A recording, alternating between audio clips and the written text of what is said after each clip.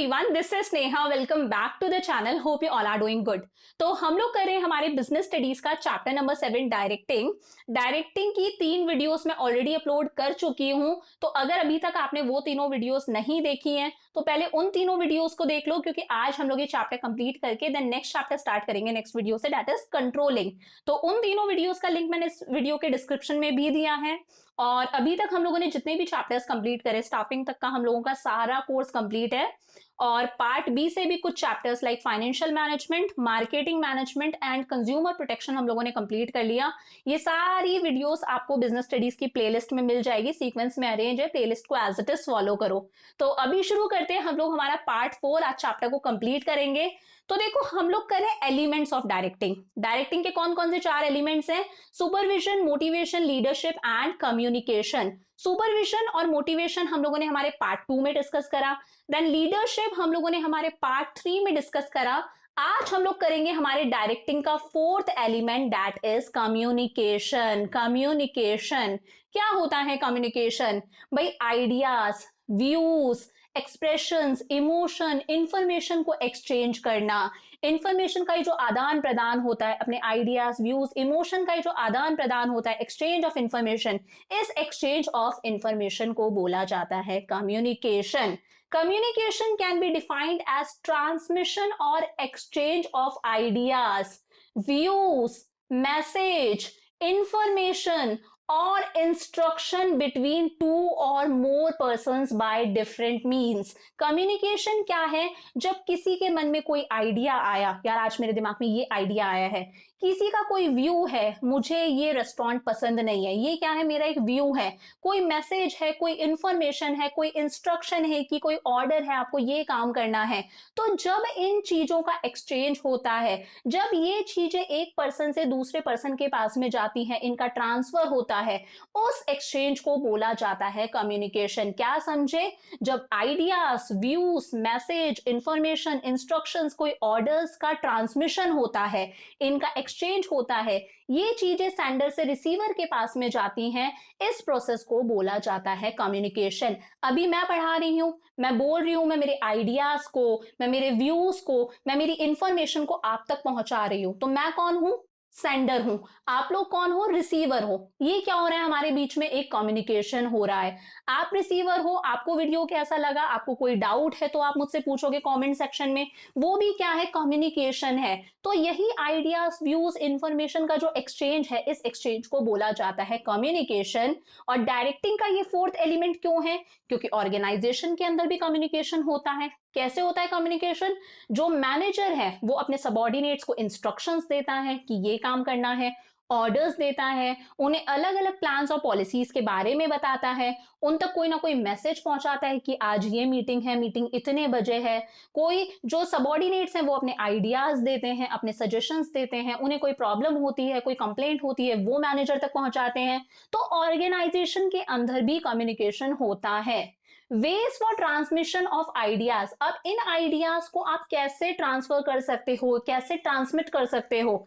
Spoken words. अभी मैं मेरी बातें आप तक कैसे एक्सप्रेस कर रही हूँ? बोल के एक्सप्रेस कर रही हूँ ना। इन्फॉर्मेशन को कैसे दे रही हूँ? बोल के एक्सप्रेस कर रही हूँ। तो हम हमारे आइडियाज को वर्ड्स के थ्रू भी एक्सप्रेस कर सकते हैं, रिटर्न वर्ड्स के थ्रू भी एक्सप्रेस कर सकते हैं। यहां पर मैं लिखकर भी आपको इन्फॉर्मेशन दे रही हूं, तो रिटर्न वर्ड्स के थ्रू भी हम कम्युनिकेशन कर सकते हैं। डायग्राम्स, पिक्चर्स और ग्राफ्स की हेल्प से भी कर सकते हैं। यहां पर हम लोग डायग्राम्स को यूज कर रहे हैं, पिक्चर्स को यूज कर रहे हैं। इकोनॉमिक्स के अंदर हम लोग ग्राफ्स भी यूज करते हैं। तो इन चीजों के माध्यम से भी आइडियाज का ट्रांसमिशन होता है। और जेस्चर्स का यूज भी होता है। ये जो हैंड्स का मूवमेंट है, ये जो एक्सप्रेशंस है, ये क्या है? जेस्चर्स है। फॉर एग्जांपल, मुझे एक टैक्सी रोकनी है, तो कई बार होता है ना, टैक्सी या बस को रोकने के लिए हम लोग सिर्फ हमारा हाथ हिलाते हैं और वो बस वाला या टैक्सी वाला समझ जाता है कि उसे रुकना है। तो यहाँ पर हम वर्ड्स का यूज नहीं कर रहे, हम लोग रिटर्न वर्ड्स का यूज भी नहीं कर रहे, हम पिक्चर्स का यूज भी नहीं कर रहे, यहाँ पर हम जेस्चर्स का यूज कर रहे हैं। और उसी से रिसीवर को समझ में आ जाएगा कि भाई सेंडर ये बात बोलना चाहता है। तो कम्युनिकेशन समझ में आया। exchange of ideas, views, message, information and instructions between two or more persons by different means। अलग अलग तरीके होते हैं कम्युनिकेट करने के, इस प्रोसेस को बोला जाता है कम्युनिकेशन। वर्ड्स के थ्रू भी कम्युनिकेशन हो सकता है, रिटर्न में भी हो सकता है, डायग्राम्स, पिक्चर्स और ग्राफ्स की हेल्प से भी हो सकता है, और जेस्चर्स की हेल्प से भी हो सकता है। बात करते हैं कम्युनिकेशन प्रोसेस की, जिसे हम एलिमेंट्स ऑफ कम्युनिकेशन भी कहते हैं। क्या कम्युनिकेशन प्रोसेस की, कम्युनिकेशन कैसे होता है, या फिर एलिमेंट्स ऑफ कम्युनिकेशन की, इस कम्युनिकेशन के अंदर कौन कौन से एलिमेंट्स हैं, यानी कि कम्युनिकेशन के कौन कौन से कंपोनेंट्स हैं। तो ध्यान से समझना, बहुत ही इंटरेस्टिंग वे में हम लोग ये डिस्कस करने वाले हैं। तो देखो, जो कम्युनिकेशन का प्रोसेस है, ये कहां से स्टार्ट होता है? सेंडर से स्टार्ट होता है। कहां से स्टार्ट होता है? सेंडर से। सेंडर वो पर्सन है जिसके मन में कोई आइडिया आया है, या फिर जैसे कोई इंफॉर्मेशन देनी है, कोई मैसेज देना है, कोई ऑर्डर या कोई इंस्ट्रक्शन देना है, वो पर्सन कौन है? सेंडर है। तो यहां पर हमारा जो सेंडर है वो है ये रोमियो। रोमियो कौन है? हमारा सेंडर है, जिसे एक मैसेज पहुंचाना है। कहां तक मैसेज पहुंचाना है? जूलियट तक ये मैसेज इसे पहुंचाना है। तो ये जूलियट क्या है? हमारी रिसीवर है। तो वो पर्सन जो किसी आइडिया, किसी मैसेज, किसी इंस्ट्रक्शन या फिर अपना व्यू, अपनी कोई भावनाएं, अपने कोई इमोशंस को एक्सप्रेस करना चाहता है, जो एक्सप्रेस करता है, वो पर्सन तो है हमारा सेंडर, जो कि है हमारा रोमियो। और जिस पर्सन तक उस idea, view, message, expression, emotion को पहुंचाना है, वो पर्सन है हमारा receiver, that is our Juliet. तो समझ में आया सेंडर कौन है, रिसीवर कौन है। तो प्रोसेस के अंदर फर्स्ट कौन है? हमारा सेंडर। अब सेंडर क्या पहुंचाएगा रिसीवर तक? कोई ना कोई मैसेज। मैसेज क्या हो सकता है? मैसेज कोई व्यू भी हो सकता है, मैसेज कोई आइडिया भी हो सकता है, मैसेज कोई इंस्ट्रक्शन भी हो सकता है, मैसेज कोई ऑर्डर भी हो सकता है, कोई इमोशन भी हो सकता है, वो उसकी फीलिंग्स भी हो सकती हैं। तो कोई भी जो चीज जो पहुंचानी है रिसीवर तक, वो क्या है? मैसेज है। अब फॉर एग्जाम्पल ये मैसेज देता है जूलियट को, hi Juliet, you didn't subscribe NY classes, please subscribe. अब ये क्या है? मैसेज है। क्या है ये? मैसेज है। अब ध्यान से समझना, जब सेंडर और रिसीवर आपस में बात करते हैं, उन्होंने ये मैसेज यहां से पहुंचाया, ये मैसेज पहुंचेगा रिसीवर तक, तो भाई बीच में इस मैसेज को कोई ना पढ़ ले, बीच में इस मैसेज को कोई नहीं पढ़ सकता। इवन खुद व्हाट्सएप के एम्प्लॉइज भी इस मैसेज को नहीं पढ़ सकते। जब आप व्हाट्सएप चलाते हो तो वहां पर लिखा हुआ आता है, WhatsApp secures your conversation with end to end encryption, your messages and calls stay between you and the people and businesses you choose, not even WhatsApp can read or listen to them। क्यों? क्योंकि जब ये message भेज रहा है sender, तो इसने ये मैसेज टाइप करा, बट ये मैसेज किसी और ही भाषा में कन्वर्ट हो जाता है, जो कोई खुद WhatsApp के एम्प्लॉइज तक रीड नहीं कर सकते, ना कोई पुलिस रीड कर सकती, ना कोई भी रीड कर सकता। तो ये मैसेज किसी अलग ही भाषा में कन्वर्ट हो जाता है, कुछ इस तरह की किसी अलग ही लैंग्वेज के अंदर ये मैसेज कन्वर्ट हो जाता है कि कोई इसे रीड ना कर सके। इस प्रोसेस को बोला जाता है एनकोडिंग। क्या? एनकोडिंग। अब ये मैसेज किसी ना किसी मीडियम के थ्रू ट्रांसफर होता है, तो कोई ना कोई मीडिया भी होता है। फॉर एग्जाम्पल व्हाट्सएप के थ्रू भी मैसेज जा सकता है, फॉर एग्जाम्पल टेलीफोन पर जा सकता है, फॉर एग्जाम्पल सिर्फ वर्ड्स के थ्रू जा सकता है, जैसे हम लोग आपस में बात करें, ये क्या है? वर्ड्स के थ्रू। ये मैसेज जो है वो रिटन के अंदर जा सकता है, नोटिस की फॉर्म में। ये मैसेज जेस्चर्स के थ्रू भी जा सकता है, कैसे भी ये मैसेज जा सकता है। अब ये मैसेज रिसीवर के पास में जाएगा, उससे पहले ये मैसेज दोबारा डीकोड हो जाएगा। भाई जूलियट इस भाषा को तो नहीं समझ सकती, तो ये मैसेज दोबारा से उसी लैंग्वेज के अंदर कन्वर्ट हो जाएगा, hi Juliet, you didn't subscribe NY classes, please subscribe. दोबारा कन्वर्ट हो गया, और फिर ये मैसेज आया रिसीवर के पास में, और रिसीवर क्या देता है? फीडबैक देता है। तो ये क्या है? पूरा का पूरा कम्युनिकेशन का प्रोसेस है। क्या है? कम्युनिकेशन का प्रोसेस है कि सेंडर ने मैसेज दिया, मैसेज सेंडर ने अपनी भाषा में लिखा था, वो एनकोड हुआ किसी दूसरी लैंग्वेज के अंदर, किसी ना किसी मीडिया के थ्रू वो मैसेज ट्रांसफर हुआ, दोबारा से डिकोड हुआ, क्योंकि जूलियट ये भाषा नहीं समझ सकती। और जब रिसीवर को ये मैसेज समझ में आ जाएगा, तो रिसीवर देगा अपना फीडबैक, अपने सजेशंस भी दे सकता है, अपना ओपिनियन भी दे सकता है, बता सकता है वो इस मैसेज के साथ में एग्री करता है या नहीं करता, या फिर अगर कोई क्वेश्चन था तो वो इसका आंसर भी दे सकता है। तो ये था पूरा का पूरा कम्युनिकेशन प्रोसेस। अब एक चीज और, इस पूरे के पूरे कम्युनिकेशन प्रोसेस के अंदर एक बाधा आ जाती है। बाधा यानी कि एक बैरियर आता है, एक रुकावट आती है। उस रुकावट को बोला जाता है नॉइस। भाई हो सकता है कोई भी प्रॉब्लम हो। प्रॉब्लम ये हो सकती है कि जूलियट को रिसीवर की लैंग्वेज समझ में नहीं आई, इसकी वोकैबुलरी समझ में नहीं आई।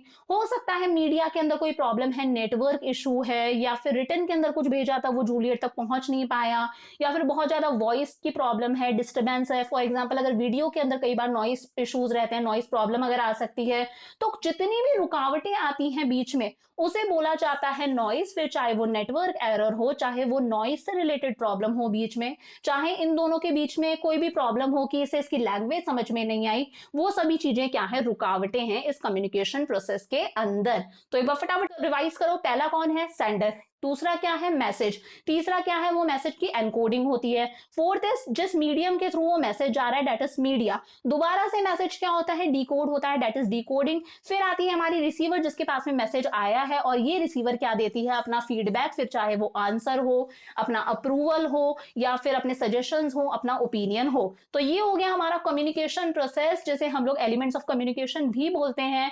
और इसको मैंने थोड़ा सा इंटरेस्टिंग वे में पढ़ाने की कोशिश करी, तो मुझे कमेंट्स में जरूर बताना वीडियो कैसा लगा। बात करते हैं फॉर्म्स ऑफ ऑर्गेनाइजेशनल कम्युनिकेशन की। अब अगर हम ऑर्गेनाइजेशन की बात करें, कंपनी की बात करें, बिजनेस की बात करें, फर्म की बात करें, किसी भी ऑर्गेनाइजेशन की बात करें, तो वहां पे कौन कौन से कम्युनिकेशन होते हैं। तो there are two forms of organisational communication. Organisation के अंदर दो तरह के कम्युनिकेशन होते हैं, कौन कौन से, एक है फॉर्मल कम्युनिकेशन, क्या, फॉर्मल कम्युनिकेशन, और एक है इनफॉर्मल कम्युनिकेशन, क्या, इनफॉर्मल कम्युनिकेशन। देखो फॉर्मल कम्युनिकेशन मतलब ऑफिशियल लोगों के बीच में जो कम्युनिकेशन हो रहे हैं, इस कम्युनिकेशन के अंदर लोग बताते हैं आपको एक टास्क परफॉर्म करना है, आपकी रिस्पॉन्सिबिलिटी है, आपको जाके इस पर्सन को रिपोर्ट करना है, आज ये वाली मीटिंग होगी, इस मीटिंग में इतने इतने लोगों को आना है इतनी इतनी बजे। तो इस तरह की जो कम्युनिकेशन है इसे बोलते हैं फॉर्मल कम्युनिकेशन। वहीं आपस में लंच ब्रेक पर या फिर फ्री टाइम में बैठ के जो गप्पे होते हैं ना, जो गॉसिप होती है, अरे पता है इसका और इसका चल रहा है, अरे पता है बॉस आज इसको डेट पे लेके गया था, जो इस तरह की बातें होती है, that is informal communication. One by one discuss करते हैं, बहुत लंबा टॉपिक है, बहुत इंटरेस्टिंग टॉपिक है। देखो formal communication, it refers to official communication taking place in the organization। ये कौन सा कम्युनिकेशन है, ऑफिशियल कम्युनिकेशन है भाई, ऑफिस के काम से रिलेटेड कम्युनिकेशन है, यहाँ पर आलतू फालतू बातें नहीं होती। Such as assignment of task, इस कम्युनिकेशन के थ्रू टास्क बताया जाता है कि आपको क्या टास्क परफॉर्म करना है। फिक्सिंग ऑफ रिस्पॉन्सिबिलिटीज की आपकी क्या क्या रिस्पॉन्सिबिलिटीज हैं। ग्रांटिंग पावर और सेटिंग अप ऑफ टारगेट्स, आपको पावर दी जा रही है, आपके पास में ये अथॉरिटी है, ये आपके पास में रिस्पॉन्सिबिलिटी है, आपका ये टारगेट है, आपके इस महीने का ये टारगेट है, किसी इंप्लॉय को बता रहे हैं आपको ये टारगेट अचीव करना है, ये हमारे ऑब्जेक्टिव्स हैं, आपको इन ऑब्जेक्टिव्स को अचीव करना है, ये हमारे प्लान्स हैं, ये हमारी पॉलिसीज हैं। तो जब ऑफिशियल कम्युनिकेशन होती है ऑफिशियल लोगों के बीच में आपस में, जहां पर एक दूसरे को टास्क बताए जाते हैं, रिस्पॉन्सिबिलिटी फिक्स करी जाती है, अथॉरिटी दी जाती है, पावर दी जाती है, टारगेट सेट करे जाते हैं, ऑब्जेक्टिव्स बताए जाते हैं, प्लान्स और पॉलिसीज के बारे में बताया जाता है, तो सिर्फ और सिर्फ काम से रिलेटेड जितनी भी बातें होती हैं, काम से रिलेटेड जितनी भी वार्तालाप आपस में हो रही है, उस कम्युनिकेशन को हम लोग बोलते हैं formal communication. It generally takes place in written form such as, बेटा ये जो कम्युनिकेशन है ये बेसिकली कौन सी फॉर्म में होती है, रिटन फॉर्म में होती है, जनरली, हमेशा नहीं, जनरली रिटन फॉर्म में होती है, ताकि एक प्रूफ रहे कि हमने किसको क्या काम दिया था, क्या रिस्पॉन्सिबिलिटी दी थी, किसे क्या टास्क दिया था, क्या टारगेट सेट करा था। Such as issue of notice, notice issue करके आ सकती है ये इन्फॉर्मेशन, लेटर इशू करके ये इन्फॉर्मेशन दी जा सकती है, डॉक्यूमेंट्स के थ्रू ये इन्फॉर्मेशन दी जा सकती है। तो ज्यादातर रिटन फॉर्म में होती है, ताकि हमारे पास में एंड तक एक प्रूफ रहे कि हमने किसे क्या काम दिया था, क्या रिस्पॉन्सिबिलिटी दी थी, कौन सा पर्सन जाके किसको रिपोर्ट करेगा, क्या हमारे ऑब्जेक्टिव्स हैं। टाइप्स की बात करें फॉर्मल कम्युनिकेशन की, तो हमारे पास में 3 टाइप्स है फॉर्मल कम्युनिकेशन के। पहला है वर्टिकल कम्युनिकेशन, कौन सा, vertical communication. Second is horizontal communication and third is diagonal communication. साथ साथ में याद करते जाया करो यार। फॉर्मल कम्युनिकेशन के टाइप्स की बात करें तो पहला है वर्टिकल कम्युनिकेशन, ऐसा स्ट्रेट इस तरह से, सेकंड इज हॉरिजॉन्टल कम्युनिकेशन, इस तरह से लेटा हुआ, एंड थर्ड इज डायगोनल, इस तरह से, ये वाला कम्युनिकेशन। तो 3 तरह के कम्युनिकेशन है वर्टिकल कम्युनिकेशन। देखो ये वर्टिकल कैसा हुआ, इस तरह से, इस तरह से जो कम्युनिकेशन होता है इसे बोलते हैं वर्टिकल कम्युनिकेशन। ऊपर की तरफ है वो कौन है, सुपीरियर है, कौन है, सुपीरियर है। फॉर एग्जांपल मैं यहाँ पे लिख देती हूँ, सुपीरियर कौन है, मैनेजर। और जो नीचे की तरफ है जिसके पास में कम पावर है, कम अथॉरिटी है, कम रिस्पॉन्सिबिलिटी है, वो कौन है, हमारा सबॉर्डिनेट। सबॉर्डिनेट मतलब जो भी मैनेजर का एम्प्लॉय है। तो वर्टिकल कम्युनिकेशन दो तरह का होता है, एक डाउनवर्ड कम्युनिकेशन और एक होता है अपवर्ड कम्युनिकेशन। ध्यान से समझना, डाउनवर्ड कम्युनिकेशन में इंफॉर्मेशन ऊपर से नीचे की तरफ आ रही है। इंफॉर्मेशन कहां से आ रही है? सुपीरियर से सबॉर्डिनेट के पास में। ध्यान से देखना, the flow of information from top level to lower level is known as downward communication. Downward communication में इंफॉर्मेशन का फ्लो कैसा है? टॉप टू लोअर लेवल, ऊपर से इंफॉर्मेशन नीचे की तरफ आ रही है। जबकि अपवर्ड कम्युनिकेशन में क्या होगा? The flow of information from lower level to top level is known as downward communication. Downward communication में उल्टा होगा, इंफॉर्मेशन नीचे से ऊपर की तरफ जाएगी, from lower level to top level जाएगी। अब समझना दोनों में किन किन चीजों का कम्युनिकेशन होता होगा। जब डाउनवर्ड कम्युनिकेशन हो रहा है, ऊपर से इंफॉर्मेशन नीचे की तरफ आ रही है, तो किस चीज से रिलेटेड इंफॉर्मेशन आ रही होगी? जो सुपीरियर है वो अपने सबॉर्डिनेट को कोई ना कोई इंस्ट्रक्शन दे रहा होगा, ठीक है, किसी ना किसी प्लान के बारे में बता रहा होगा, किसी ना किसी पॉलिसी के बारे में बता रहा होगा, उसके लिए कुछ ऑब्जेक्टिव सेट कर रहा होगा, या फिर उसे कुछ ऑर्डर्स दे रहा होगा, उसके लिए कुछ टारगेट सेट कर रहा होगा, किसी मीटिंग के बारे में बता रहा होगा। तो जब इंफॉर्मेशन का फ्लो डाउनवर्ड होता है तो बेसिकली कैसी इंफॉर्मेशन शेयर होती है? इंस्ट्रक्शन से रिलेटेड, प्लान्स पॉलिसीज से रिलेटेड, ऑब्जेक्टिव से रिलेटेड, मीटिंग सेट करनी है उससे रिलेटेड, टारगेट अचीव करना है उससे रिलेटेड। बट जब अपवर्ड कम्युनिकेशन होता है, जब सबॉर्डिनेट कोई बात सुपीरियर तक पहुंचाता है, तब कैसी चीजों का एक्सचेंज होता है? हो सकता है सबॉर्डिनेट अपना कोई सजेशन दे रहा हो सकता है सबॉर्डिनेट अपनी कोई कंप्लेंट बता रहा हो कि उसे ये कंप्लेंट है, हो सकता है सबॉर्डिनेट अपना कोई ओपिनियन दे रहा हो किसी चीज पर, हो सकता है सबॉर्डिनेट जो है वो अपना कोई प्रॉब्लम बता रहा हो अपने सुपीरियर को, अपने ग्रेवियंस से सॉल्व करवाना चाहता हो। तो जब सबॉर्डिनेट अपने सजेशंस देता है, कंप्लेंट्स बताता है, अपने ओपिनियंस देता है, अपनी प्रॉब्लम्स बताता है, उस फ्लो को हम लोग कह देते हैं अपवर्ड कम्युनिकेशन, क्योंकि ये इंफॉर्मेशन कैसे जा रही है? Lower level to top level. I hope vertical communication समझ में आया। नेक्स्ट आते हैं हम लोग हॉरिजॉन्टल कम्युनिकेशन पर। It is the communication between two or more persons working at the same level of authority and responsibility. ध्यान से समझना, it is the communication between two or more persons working at the same level of authority and responsibility. ये communication horizontal है, मतलब इस तरह से communication हो रहा है, इस तरह से है ना, वर्टिकल नहीं है। ये उन दो लोगों के बीच में कम्युनिकेशन हो रहा है जिन दो लोगों के पास में सेम अथॉरिटी यानी कि सेम पावर है और सेम ही रिस्पॉन्सिबिलिटी है। फॉर एग्जाम्पल ये दोनों ही लोअर लेवल, ये दोनों ही मिडिल लेवल मैनेजर्स हैं। ये मैं कहती हूँ ये है हमारा प्रोडक्शन मैनेजर। कौन है? Production manager. और ये है हमारा सेल्स मैनेजर। तो यहां पर दोनों के पास में बराबर अथॉरिटी है, बराबर रिस्पॉन्सिबिलिटी है, दोनों सेम पोस्ट पर हैं, अलग अलग डिपार्टमेंट्स में हैं। तो जब ये कोई वार्तालाप करते हैं, जब इनके बीच में कम्युनिकेशन होता है, इस तरह के कम्युनिकेशन को बोला जाता है हॉरिजॉन्टल कम्युनिकेशन। एक अच्छा एग्जांपल देती हूं। एक ऑर्गेनाइजेशन के अंदर सपोज मैं इकोनॉमिक्स एंड बिजनेस स्टडीज पढ़ाती हूँ और एक टीचर है जो अकाउंटेंसी पढ़ाते हैं, तो हम दोनों की पोस्ट सेम है। मैं भी 11th और 12th को पढ़ाती हूँ, वो सर भी 11th और 12th को पढ़ाते हैं, हम दोनों के पास में सेम पावर है, सेम रिस्पॉन्सिबिलिटी है।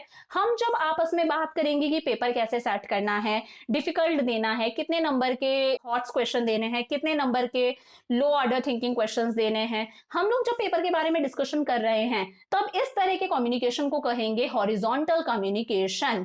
थर्ड आता है डायगोनल कम्युनिकेशन। क्या? Diagonal communication.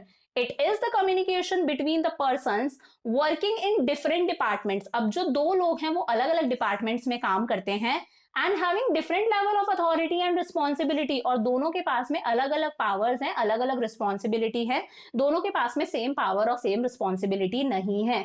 फॉर एग्जाम्पल ये जो बंदा है ये प्रोडक्शन डिपार्टमेंट का मैनेजर है। ये कौन है? प्रोडक्शन डिपार्टमेंट का मैनेजर है। मैनेजर है कौन से डिपार्टमेंट का? प्रोडक्शन डिपार्टमेंट का। और ये जो बंदा है ये सेल्स डिपार्टमेंट का मैनेजर नहीं है, ये सेल्स डिपार्टमेंट का उल्टा सेल्समैन है। तो भाई दोनों के डिपार्टमेंट्स अलग हैं। ये कौन सा डिपार्टमेंट है? Production department. ये कौन सा डिपार्टमेंट है? Sales department. ये प्रोडक्शन डिपार्टमेंट का मैनेजर है, इसके पास में ज्यादा पावर है, ज्यादा रिस्पॉन्सिबिलिटी है, ज्यादा अथॉरिटी है। ये सेल्समैन है सेल्स डिपार्टमेंट का, इसके पास में कम पावर है, कम रिस्पॉन्सिबिलिटी है। ये जब इससे कम्युनिकेट करेगा, ये जाके इसको बोलेगा कि भाई सेल्समैन हूं मैं जानता हूं कस्टमर्स का टेस्ट कैसा है, कस्टमर्स के टेस्ट के हिसाब से आप अपने प्रोडक्ट के अंदर ये चेंजेस करो, कस्टमर इन चीजों की डिमांड कर रहा है। तो तो इस प्रकार की कम्युनिकेशन को हम लोग बोलते हैं डायगोनल कम्युनिकेशन। देखो डायगोनल जा रहा है ना, ये नीची पोस्ट पर है, ये ऊंची पोस्ट पर है, डिपार्टमेंट भी अलग अलग है, तो इस तरह से डायगोनल फॉर्म हो रहा है। इस तरह की कम्युनिकेशन को हम कहते हैं diagonal communication. I hope types of communication भी समझ में आया। आगे बढ़ते हैं तो common networks of formal communication. Formal communication के नेटवर्क्स के बारे में बात करते हैं, फॉर्मल कम्युनिकेशन के नेटवर्क्स। तो भाई यहां पर जब हम नेटवर्क्स की बात करते हैं तो हमारे पास में है एक व्हील पैटर्न, एक है चेन पैटर्न, थर्ड है circle pattern, then all source pattern, then है inverted pattern. One by one discuss करते हैं। ये क्या है, फॉर्मल कम्युनिकेशन ही चल रहा है, इनफॉर्मल पर नहीं आए अभी तक, हम उसके नेटवर्क्स डिस्कस कर रहे हैं। व्हील पैटर्न, यहां पर एक व्हील सा बन रहा है, ये दिख रहा होगा आपको, एक व्हील है, एक बीच में ए है, बी सी डी ई, ये साइड में क्या बन रहा है, एक व्हील बन रहा है। Under wheel pattern all information flows from one person only who is leader of the group, the other members have no communication link with each other। यहाँ पर जितनी भी इंफॉर्मेशन है वो एक पर्सन से दूसरे पर्सन के पास में जाती है, और ये जो एक पर्सन है ये क्या होता है, इस ग्रुप का लीडर होता है। ये ए इंफॉर्मेशन बी को भी देगा, यही सी को भी देगा, यही डी को भी देगा, यही ई को भी देगा। बी सी डी ई आपस में लिंक नहीं है, इनके बीच में आपस में कोई लिंक नहीं है, there is no communication link with each other. एक पर्सन जो लीडर है वो इन सबको आपस में इंफॉर्मेशन देगा, इन सबके साथ में आइडियाज एक्सचेंज करेगा। इस तरह के पैटर्न को बोला जाता है wheel pattern of formal communication. Second है चेन पैटर्न। यहां पर चेन बन रही है बच्चे। Under chain pattern each person gets the information from one person who is their immediate boss and passes the information to one person who is their immediate subordinate। देखो यहाँ पे क्या होता है, ए क्या है, सुपीरियर है, ए क्या है, सुपीरियर है, बॉस है, इसका सबॉर्डिनेट बी है, ये क्या है, बी इसका सबॉर्डिनेट है। क्या है इसका सबॉर्डिनेट, ए ने कोई बात बी को बताई, ए ने मैसेज बी को दिया, अब बी वो मैसेज किसको देगा, सी को देगा। अब बी जो है वो सुपीरियर है किसका, सी का, और बी का सबॉर्डिनेट कौन है, सी है। मतलब ये ए जो था वो बी से ऊपर था, सी जो है वो बी से नीचे है। आई बात समझ में। तो यहां पर क्या हो रहा है, इंफॉर्मेशन कैसे एक्सचेंज हो रही है, each person gets the information from one person. हर बंदे को एक पर्सन से इंफॉर्मेशन मिल रही है, who is the immediate boss, जो उसका बॉस है, और वो बंदा इंफॉर्मेशन किसको देगा, जो उस बंदे का सबॉर्डिनेट है। अब सी के पास में इंफॉर्मेशन आई, सी इंफॉर्मेशन डी को देगा, तो डी के लिए सी सुपीरियर है, उससे ऊपर है, और सी के लिए डी क्या है, उसका सबॉर्डिनेट है। बच्चों सुपीरियर सबॉर्डिनेट तो जानते हो ना, एक होता है सुपीरियर, एक होता है सबॉर्डिनेट। जिसके पास में ज्यादा पावर होती है वो सुपीरियर होता है, जिसके पास में कम पावर होती है वो सबॉर्डिनेट होता है। सुपीरियर मतलब इसका बॉस, ये इसके नीचे काम कर रहा है, इसका एम्प्लॉय। अब डी इंफॉर्मेशन देगा ई को। तो इस तरह से जब चेन बनती है, ए ने इंफॉर्मेशन बी को दी, बी ने सी को, सी ने डी को, डी ने ई को, इस तरह के पैटर्न को बोला जाता है चेन पैटर्न। अब आता है सर्कल पैटर्न। देखो यहां पर ये सर्कल फॉर्म हो रहा है, एकदम सर्कल फॉर्म हो रहा है। In the circle pattern each person communicates with two or more persons in a group. Circle pattern में हर पर्सन दो या दो से ज्यादा पर्संस के साथ में कम्युनिकेट करता है ग्रुप में। क्या समझे, सर्कल पैटर्न में हर पर्सन दो या दो से ज्यादा लोगों के साथ में कम्युनिकेट करता है उस ग्रुप में। एवरी पर्सन में participate equally in the flow of information. यहाँ पर इंफॉर्मेशन के फ्लो के अंदर, कम्युनिकेशन के अंदर लगभग सारे लोगों का इक्वल पार्टिसिपेशन होता है। फॉर एग्जाम्पल ये जो ए है ये कम्युनिकेट कर रहा है दो लोगों के साथ में, ई के साथ में भी और बी के साथ में भी। ये ई के साथ में भी आइडियाज एक्सचेंज कर रहा है, ई को कुछ बता रहा है, ई कुछ इसको बता रहा है। ये बी के साथ में भी आइडियाज एक्सचेंज कर रहा है, बी कुछ इसको बता रहा है, कुछ ये बी को बता रहा है। वैसे ही ये जो ई है ये ए से कम्युनिकेट भी कर रहा है और डी से कम्युनिकेट भी कर रहा है। ये बी जो है वो ए से भी कम्युनिकेट कर रहा है और सी से भी कम्युनिकेट कर रहा है। सेम ऐसे ये जो डी है ये ई से भी कम्युनिकेट कर रहा है, सी से भी कम्युनिकेट कर रहा है। ये बी सी से भी कम्युनिकेट कर रहा है, ए से भी कर रहा है, सी भी किससे कम्युनिकेट कर रहा है, बी से और डी से। तो यहाँ पर हर पर्सन दो या दो से ज्यादा लोगों के साथ में कम्युनिकेट करता है। तो ऑलमोस्ट सारे लोग जो हैं वो इंफॉर्मेशन के फ्लो के अंदर इक्वली पार्टिसिपेट कर रहे हैं। So this is a circle pattern. फिर बात आती है all source channel pattern. All source pattern कौन सा है, under all source pattern there is no fixed pattern of communication. भाई यहाँ पर कम्युनिकेशन का कोई फिक्स्ड पैटर्न नहीं है। Information can flow from anywhere in the organisation. Information कैसे भी ऑर्गेनाइजेशन के अंदर फ्लो कर सकती है। ये जो ए है ये ई से भी बातें कर रहा है, बी से भी कर रहा है, ई ए से भी कर रहा है, डी से भी कर रहा है, बी ए और सी दोनों से कर रहा है, डी बी ई और सी दोनों से कर रहा है, सी बी बी और डी दोनों से बातें कर रहा है, और ये सब आपस में भी बातें कर रहे हैं। ए सी से भी कर रहा है, सी ई से कर रहा है, ई बी से कर रहा है। तो यहाँ पर इंफॉर्मेशन का पैटर्न कोई फिक्स नहीं है, कोई भी किसी से भी कम्युनिकेशन कर सकता है आराम से फ्रीली। और लास्ट है inverted. Inverted in this network, ध्यान से समझना, a subordinate is allowed to communicate with his immediate superior। यहाँ पर जो सबॉर्डिनेट है, जो नीचे काम कर रहा है, वो उसके जस्ट ऊपर जो उसका सुपीरियर है, जस्ट उसका जो बॉस है, वो उससे कम्युनिकेट कर सकता है। फॉर एग्जाम्पल ये सी और डी, ये क्या है, सबॉर्डिनेट है। ये सी और डी कौन है, दोनों सबॉर्डिनेट हैं। ये अपने आप आराम से अपने सुपीरियर के साथ में बात कर सकते हैं। ये बी क्या है, इनका सुपीरियर है। कौन है, सुपीरियर है। And also with the superior of his superior. और ये जो सी और डी हैं, ये अपने सुपीरियर के सुपीरियर से भी बात कर सकते हैं। इस बी का भी सुपीरियर है। बी का सुपीरियर कौन है, ए है। तो ये जो सी और डी हैं, ये अपने सुपीरियर के सुपीरियर से भी इंटरेक्शन कर सकते हैं। तो इसे हम लोग बोलते हैं इन्वर्टेड पैटर्न। क्या समझे, यहाँ पर सबऑर्डिनेट्स अपने इमीडिएट सुपीरियर से भी कम्युनिकेट कर सकते हैं और इमीडिएट सुपीरियर के सुपीरियर से भी कम्युनिकेट कर सकते हैं। इस कॉन्वर्सेशन को बोलते हैं, इस कम्युनिकेशन को कहते हैं इन्वर्टेड कम्युनिकेशन। तो कौन कौन से पढ़े, wheel pattern, chain pattern, circle pattern, all source pattern and inverted pattern. Advantages क्या है फॉर्मल कम्युनिकेशन के, systematic and orderly flow of information. जब फॉर्मल कम्युनिकेशन होता है, सिर्फ ऑफिशियल कम्युनिकेशन यहाँ पर हो रहा है, काम की बातें हो रही है, तो सिस्टमैटिक फ्लो होता है इंफॉर्मेशन का, ऑर्डरली फ्लो होता है, ऑर्डर के साथ में इंफॉर्मेशन फ्लो करती है। The source of information can easily be located. हमें आसानी से पता चल जाता है कि इंफॉर्मेशन कौन से सोर्स से आई थी, किस पर्सन ने किसको इंफॉर्मेशन दी थी, क्योंकि ये फॉर्मल कम्युनिकेशन है, यहाँ पर इनफॉर्मल रिलेशंस नहीं है। It is easy to fix responsibility as there is proof of the information. Responsibility को फिक्स करना आसान है क्योंकि प्रूफ रहता है यार, इंफॉर्मेशन किसने किसको दी थी, बता तो दिया था ना कि इसकी ये रिस्पॉन्सिबिलिटी है। फॉर एग्जाम्पल फॉर्मल कम्युनिकेशन में हम रिस्पॉन्सिबिलिटी फिक्स करते हैं, टास्क असाइन करते हैं। तो अगर मान लो किसी पर्सन ने कोई काम नहीं करा, अपनी रिस्पॉन्सिबिलिटी पूरी नहीं करी, तो हमें पता चल जाता है कौन से पर्सन ने अपनी रिस्पॉन्सिबिलिटी पूरी नहीं करी, हमने किस पर्सन को ये रिस्पॉन्सिबिलिटी सौंपी थी, क्योंकि यहाँ पर प्रूफ रहता है। हर चीज कैसे होती है, रिटर्न के अंदर। It is easy to exercise control over the work performance of different employees. अब यहाँ पर इंफॉर्मेशन का सोर्स हमें पता है, इंफॉर्मेशन कहाँ से आ रही है, हमें पता है टास्क असाइन करे हैं, किस पर्सन को कौन सा काम करना है, किसकी क्या रिस्पॉन्सिबिलिटी है, हर चीज का प्रूफ है। तो हम अच्छे से कंट्रोल कर सकते हैं चीजों को, वर्क परफॉर्मेंस को कंट्रोल कर सकते हैं अलग अलग एम्प्लॉइज की को। डिसएडवांटेजेस क्या है, डिले इन इंफॉर्मेशन होती है क्योंकि यहाँ पर स्कालर चेन फॉलो होती है, एक फिक्स्ड लाइन यहाँ पर फॉलो होती है। ये ए, ये बी सी, ये D E F G. For example F को कोई बात ए तक पहुंचानी है तो एफ पहले डी को बताएगा, डी बी को बताएगा, बी ए को बताएगा। तो यहाँ पर एक हायरार्की फॉलो होती है, एक फिक्स्ड पैटर्न फॉलो होता है, जैसा अभी हम लोगों ने देखा है।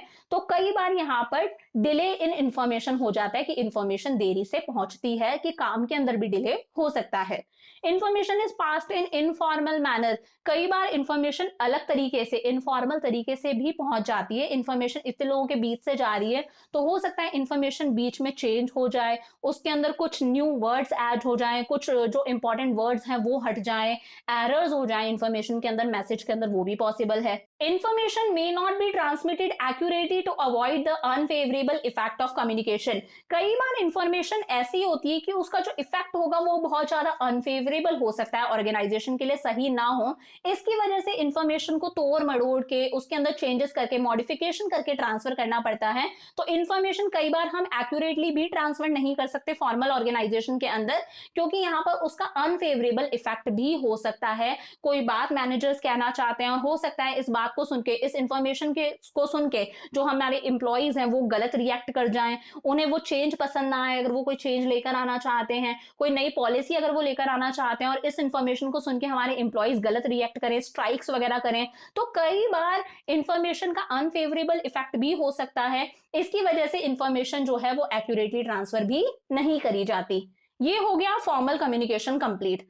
अब चलते हैं इनफॉर्मल कम्युनिकेशन पर। इनफॉर्मल कम्युनिकेशन क्या होता है, देखो फॉर्मल कम्युनिकेशन ऑफिशियल्स के बीच में होता है, ऑफिशियल बातें होती हैं इसके अंदर। बट ऑर्गेनाइजेशन के अंदर जब लोग काम करते हैं, जब एम्प्लॉयज काम करते हैं, तो वो आपस में फ्रेंड्स बन जाते हैं, उनके अंदर एक यार दोस्त वाली फीलिंग जनरेट हो जाती है, तो वो आपस में गप्पे मारने लगते हैं, गॉसिप करने लगते हैं आपस में, थोड़ी अपनी फ्रेंड्स टॉक करने लगते हैं, फ्रेंडली बातें चलने लगती हैं ऑर्गेनाइजेशन के अंदर, घर की पर्सनल बातें वो डिस्कस करने लग जाते हैं। तो यहाँ पर काम से रिलेटेड कोई बात नहीं हो रही। इस तरह की कम्युनिकेशन को कहते हैं informal communication. It refers to communication between different members of organisation who are not officially attached to each other is known as informal communication।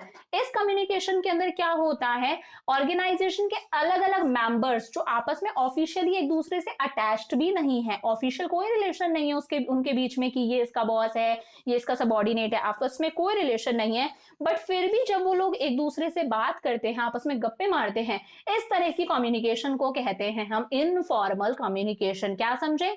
Communication between different person of organisation, organisation के जब अलग अलग person आपस में communicate करते हैं, जो लोग आपस में ऑफिशियली अटैच्ड भी नहीं है एक दूसरे से, इस तरह की कम्युनिकेशन को कहते हैं informal communication. Generally friendly talks and non official matters are discussed in informal communication. और इस इनफॉर्मल कम्युनिकेशन में बेसिकली फ्रेंडली टॉक्स होती हैं, नॉन ऑफिशियल मैटर्स होते हैं, ऑफिस से रिलेटेड कोई बात नहीं होती। तो ये कम्युनिकेशन कौन सी है? Informal communication. इसके अंदर कौन कौन से नेटवर्क्स हैं? जैसे पहले वाले के अंदर 5 नेटवर्क्स थे ना, सर्कल, व्हील, चेन, इन्वर्टेड, इस तरह से इसके अंदर कौन कौन से नेटवर्क्स हैं? तो पहला नेटवर्क है gossip. Gossip under gossip pattern one person tales many. Gossip pattern में यही होता है ना, गॉसिप कैसे होती है, आपस में ग्रुप बना के बैठ जाते हैं, एक पर्सन को कोई खबर पता लगती है, कोई चीज पता लगती है, और वो ग्रुप में बैठ के सबको बताते हैं, अच्छा तुझे पता है इस ऑर्गेनाइजेशन के अंदर इसका चल रहा है, या फिर आज बॉस और ये डेट पर गए थे, तुझे पता है ऐसा ऐसा ऐसा ऐसा, कोई ना कोई वो बातें करते रहते हैं आपस के अंदर। तो जब गॉसिप होती है तब एक पर्सन को कहीं ना कहीं से कोई खबर लगती है, उसे कुछ ना कुछ पता होता है, और वो पर्सन क्या करता है, that one person tales many, वो सबको बताता है। वो ए जो है वो बी को भी बताएगा, सी को भी बताएगा, डी को भी बताएगा, ई को भी बताएगा, एफ को भी बताएगा, जी को भी बताएगा, एच को भी बताएगा। तो ये होता है गॉसिप पैटर्न, एक खबरी सबके पास में खबर पहुंचाता है।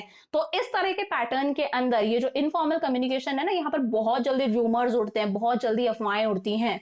सेकेंड आता है क्लस्टर्स। क्या clusters? Under cluster pattern the information is shared between two persons. ठीक है, अंडर क्लस्टर पैटर्न ये रहा, यहां पर इंफॉर्मेशन शेयर होती है दो लोगों के बीच में, two persons who trust each other, जो एक दूसरे पर बहुत विश्वास करते हैं, जो एक दूसरे के बेस्ट फ्रेंड्स है। मैं तेरे को ये बात बता रही हूँ, तो ये बात किसी को मत बताना, इस तरह का जो होता है ना, उसे बोलते हैं cluster pattern. Then one person from that group passes the information to members of other group and one person from that group passes it to another group and so on। ध्यान से सुनना, यहाँ पर क्लस्टर पैटर्न में क्या होता है, information exchange होती है दो लोगों के बीच में, ए और बी के बीच में इंफॉर्मेशन एक्सचेंज हुई, ए और बी ने दोनों ने बातें करी, दोनों ने कुछ बातें कुछ आपस में शेयर करी, और एक दूसरे से बोला मैं तुझे बता रहा हूँ, तू किसी को बताना मत ये बात। ठीक है, दोनों ने ठीक है बातें कर ली। अब इन दोनों में से किसी एक के पेट में बात नहीं पची, और किसी एक ने जाके बात किसी दूसरे को बता दी, किसी दूसरे ग्रुप के मेंबर को बता दी। फॉर एग्जाम्पल, ए के पेट में बात नहीं पची, और ए ने जाके बात किसको बता दी, डी को बता दी। ये डी क्या है, किसी दूसरे ग्रुप का मेंबर है। तो अब बातें किसके बीच में है, ए और डी के बीच में है, ए और बी के बीच में तो है ही, ए और डी के बीच में भी है। अब ए और डी दोनों में से कोई एक किसी और को बता दे, किसी दूसरे ग्रुप के पर्सन को बता दे।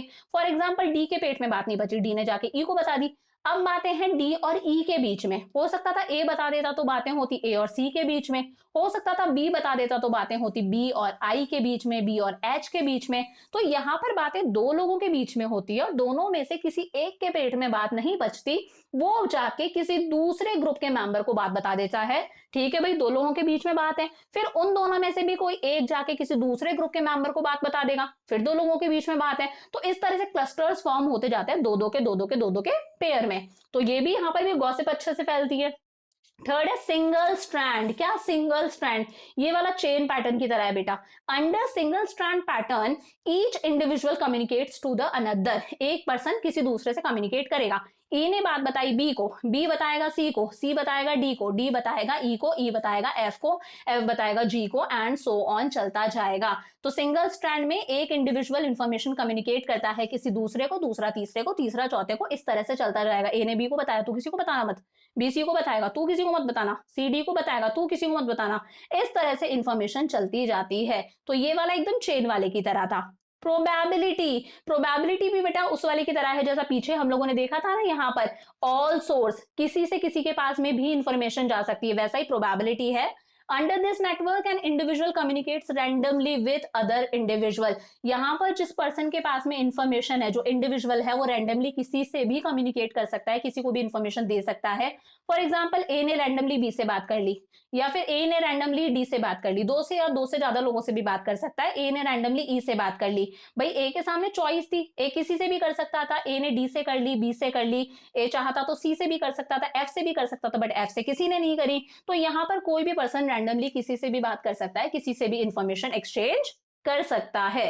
एडवांटेजेस की बात करें यहाँ पर इनफॉर्मल कम्युनिकेशन के अंदर, तो employees develop friendly relationship, employees के मन में एक फ्रेंडली रिलेशन डेवलप होता है, उन्हें सोशल सेटिस्फैक्शन मिलता है, उनके यार दोस्त बन जाते हैं, भाईचारे वाली फीलिंग आती है, कॉलेज स्कूल वाली फीलिंग आने लगती है, यार यहाँ पर हमारे दोस्त हैं, गॉसिप करते हैं, तो फ्रेंडली रिलेशनशिप्स डेवलप हो रहे हैं, सोशल सेटिस्फैक्शन मिलता है।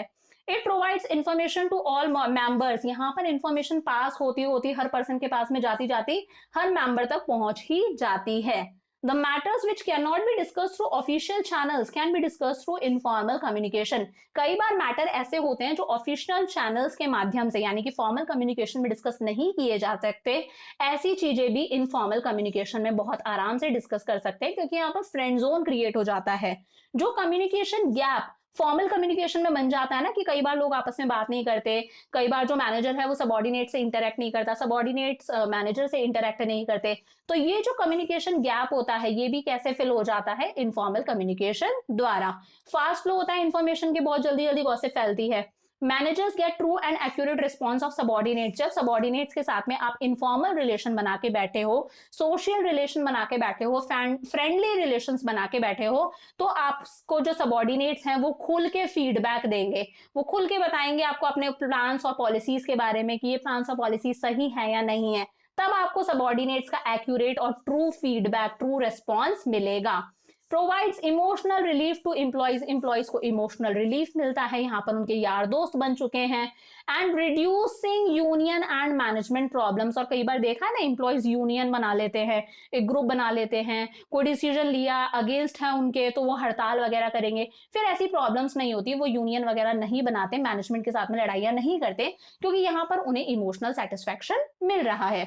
डिसएडवांटेजेस क्या है, अनसिस्टमैटिक फ्लो ऑफ इन्फॉर्मेशन होता है, या इन्फॉर्मेशन कभी भी कहीं से भी किसी के पास में भी चली जाती है, पता भी नहीं चलता इन्फॉर्मेशन का सोर्स क्या था, इन्फॉर्मेशन एक्चुअली आई कहां से थी। Spread of rumours and false facts, यहाँ पर बहुत जल्दी रूमर्स उड़ते हैं, बहुत जल्दी अफवाहें उड़ती हैं, फॉल्स फैक्ट्स बहुत जल्दी फैलते हैं। It is hard to fix responsibility as the source of information can not be known, कोई काम करना था, कोई काम हुआ नहीं, ठीक है, तो हम रिस्पॉन्सिबिलिटी फिक्स नहीं कर सकते यार कि हमने ये काम तुम्हें सौंपा था, क्योंकि पता ही नहीं है कि इस पर्सन तक इन्फॉर्मेशन आई थी या नहीं आई थी, किस सोर्स के थ्रू इन्फॉर्मेशन आई थी, किसने इन्फॉर्मेशन दी थी या नहीं दी थी, इवन हमारे पास में कोई रिटन प्रूफ भी यहाँ पर नहीं होता, तो it is very hard to fix responsibility. Confidential information may get leak, और इनफॉर्मल कम्युनिकेशन में अगर आपको कोई कॉन्फिडेंशियल इंफॉर्मेशन रखनी है, कोई हिडन इंफॉर्मेशन रखनी है, ऐसी इंफॉर्मेशन है जो सब तक पहुंचनी नहीं चाहिए, ऐसी इंफॉर्मेशन भी लीक हो जाती है इनफॉर्मल कम्युनिकेशन द्वारा।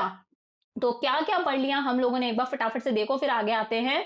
सबसे पहले देखा कम्युनिकेशन क्या है, ways for transmission of ideas हम लोगों ने देख लिया, फिर बात करी हम लोगों ने कम्युनिकेशन प्रोसेस यानी कि एलिमेंट्स ऑफ कम्युनिकेशन की, then forms of organisational communication में फॉर्मल कम्युनिकेशन और इनफॉर्मल कम्युनिकेशन दोनों कंप्लीट कर लिया, इनके चेन पैटर्न सब देख लिया, एडवांटेजेस डिसएडवांटेजेस देख लिया। अब आगे आ जाओ भाई, बैरियर्स टू इफेक्टिव कम्युनिकेशन, एक अच्छे कम्युनिकेशन में, एक इफेक्टिव कम्युनिकेशन में क्या क्या बैरियर्स आ जाते हैं, बैरियर्स मतलब क्या क्या रुकावटें आ जाती हैं, क्या क्या प्रॉब्लम्स आ जाती हैं एक अच्छे कम्युनिकेशन के अंदर, क्या क्या बैरियर्स हैं, क्या क्या रुकावटें हैं, क्या क्या हर्डल्स हैं। तो हमारे पास में जितनी भी बैरियर्स हैं उन्हें हम लोगों ने 4 कैटेगरीज में डिवाइड करा है। सबसे पहला है सिमेंटिक बैरियर्स, क्या सिमेंटिक बैरियर्स, सेकंड है psychological barriers, third is organisational barriers and fourth is personal barriers. एक बार रिवाइज कर लो फटाफट से। हमारे इफेक्टिव कम्युनिकेशन में, एक अच्छे कम्युनिकेशन में कौन कौन सी बाधाएं, कौन कौन से हर्डल्स, कौन कौन सी प्रॉब्लम्स, रुकावटें हैं?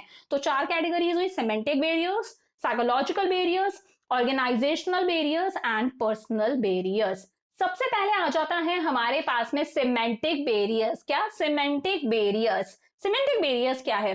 Sometimes the same words and sentences can be understood differently by different people in the organization, which means difference in the understanding level of employees. कई बार ऐसा होता है ना, आप सामने वाले को कुछ कहते हो बट सामने वाला आपकी बात का एक अलग ही मीनिंग डाल लेता है। Sometimes the same words and sentences can be understood differently by different people. कई बार सेम शब्द, सेम सेंटेंसेस सामने वाला अलग तरह से ले लेता है। आप कुछ और बोलना चाहते थे बट उसने आपके सेम वर्ड, सेम सेंटेंसेस को कुछ और समझ लिया। इस तरह के बैरियर्स, इस तरह की प्रॉब्लम्स, रुकावटों को बोलते हैं सिमेंटिक बैरियर्स। और ये क्यों आता है? क्योंकि हर एम्प्लॉय का अंडरस्टैंडिंग लेवल अलग अलग होता है। ये कुछ और एक्सप्रेस करना चाहता था, कुछ और बोल रहा था, बट इसके शब्दों को, इसके सेंटेंसेस को इसने कुछ और ही ले लिया। इस तरह की रुकावटों को क्या कहते हैं? Semantic barriers. क्या क्या कॉजेस हो सकते हैं इसकी, क्या क्या प्रॉब्लम्स हो सकती है? Badly expressed message. जो सेंडर है उसने मैसेज अच्छे से एक्सप्रेस ही नहीं करा, उसने अपने मैसेज के अंदर सही वर्ड्स का यूज नहीं करा, उसकी वोकैबुलरी पुअर है, उसकी सही वोकैबुलरी का उसने यूज नहीं करा। तो कई बार जो सेंडर है वो सही वर्ड्स का यूज नहीं करता, उसकी वोकैबुलरी सही नहीं है, कई बार वो इंपॉर्टेंट वर्ड्स को बोलते टाइम मिस कर देता है या फिर उन वर्ड्स की जगह गलत वर्ड्स का यूज कर लेता है। इसकी वजह से भी रिसीवर उन मैसेजेस को अलग समझ लेता है, कुछ और समझ लेता है। तो इसे बोलते हैं बैडली एक्सप्रेस्ड मैसेज। इसका मैं आपको एक एग्जांपल दूं। फॉर एग्जाम्पल, ये प्रोडक्शन मैनेजर है। ये कौन है? प्रोडक्शन मैनेजर है। प्रोडक्शन मैनेजर कहता है कि हम प्रोडक्शन डिपार्टमेंट का बजट बढ़ा रहे हैं। हम क्या कर रहे हैं? हमारे प्रोडक्शन डिपार्टमेंट का बजट बढ़ा रहे हैं। तो इसका मतलब था कि भाई ये प्रोडक्शन डिपार्टमेंट के अंदर मशीनों पे इन्वेस्ट करेंगे, ज्यादा से ज्यादा मशीनें खरीदेंगे, इसका मतलब ये था। बट इसने इतना ही बोला कि हम प्रोडक्शन डिपार्टमेंट का बजट बढ़ा रहे हैं। जबकि ये जो एम्प्लॉइज हैं, इन्हें क्या लगा कि भाई प्रोडक्शन डिपार्टमेंट में जो एम्प्लॉइज काम कर रहे हैं उनकी सैलरी इंक्रीज होने वाली है। तो यहां पर क्या हुआ? इसने वही वर्ड्स बोले, हम प्रोडक्शन डिपार्टमेंट का बजट बढ़ा रहे हैं, इसने भी वही वर्ड सुने, हम प्रोडक्शन डिपार्टमेंट का बजट बढ़ा रहे हैं। सेम वर्ड से सेम सेंटेंसेस थे बट मीनिंग इसने अलग ले लिया क्योंकि इन दोनों का अंडरस्टैंडिंग लेवल अलग अलग है। तो हो सकता है इसने मैसेज को अच्छे तरीके से एक्सप्रेस नहीं करा, इसने बताया ही नहीं इसके कहने का क्या मतलब था। Symbols with different meanings. कई बार हम लोग ऐसे सिंबल्स यूज करते हैं या फिर ऐसे वर्ड्स यूज करते हैं जिनके डबल मीनिंग्स निकल सकते हैं। फॉर एग्जाम्पल, आपने वर्ड यूज करा प्राइस, PRICE, और एक होता है PRIZE। तो भाई दोनों वर्ड्स बोलोगे आप, प्राइस प्राइस सेम है, बट हो सकता है सामने वाला इस प्राइस को ये वाली प्राइस समझ ले। हो सकता है आपने वर्ड बोला राइट, तो राइट एक WRITE भी होता है, एक RIGHT भी होता है, डायरेक्शन वाला। अब पता नहीं है ना हमारा एम्प्लॉय किसको क्या समझेगा। तो कई बार बहुत सारे सिंबल्स, बहुत सारे वर्ड्स ऐसे होते हैं जिनके डिफरेंट मीनिंग्स निकलते हैं। आप बोलना कुछ और चाह रहे थे बट रिसीवर कुछ और ही समझ ले, तो इसकी वजह से भी ये भी एक रुकावट है। Faulty translations. फॉल्टी ट्रांसलेशंस मतलब कि आप जिस भाषा में बोल रहे हो, क्या पता वो भाषा सामने वाले को समझ नहीं आ रही हो, उसने उसको कुछ और ही भाषा में ट्रांसलेट कर लिया हो।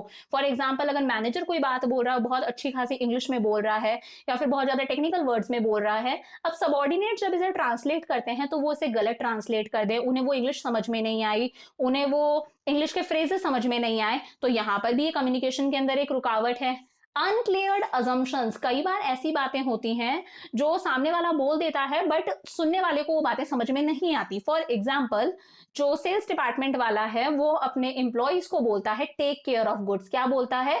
Take care of goods. जो सेल्स मैनेजर है वो अपने एम्प्लॉइज को बोलता है टेक केयर ऑफ गुड्स।